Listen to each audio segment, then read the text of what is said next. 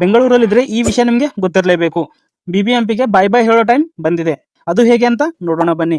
ನಮಸ್ಕಾರ ಸ್ನೇಹಿತರೆ, ನಾನು ನಿಮ್ಮ ರವೀಂದ್ರ ಮಿಕಾಲೆ.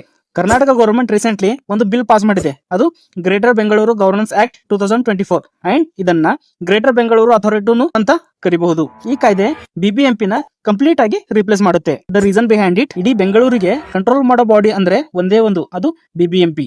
ಇಷ್ಟು ದೊಡ್ಡ ಸಿಟಿಗೆ ಒಂದೇ ಒಂದು ಬಾಡಿ ಇರೋ ಸಲುವಾಗಿ ಯಾವುದೇ ಪ್ರಾಬ್ಲಮ್ ನ ಸಾಲ್ವ್ ಮಾಡೋಕೆ ತುಂಬಾ ಟೈಮ್ ತಗೊಳುತ್ತೆ. ಲೈಕ್ ಟ್ರಾಫಿಕ್ ಪ್ರಾಬ್ಲಮ್ ಆಗ್ಲಿ, ವಾಟರ್ ಪ್ರಾಬ್ಲಮ್ ಆಗ್ಲಿ ಅಂಡ್ ರೋಡ್ ಗಳ ಪ್ರಾಬ್ಲಮ್ ಆಗ್ಲಿ.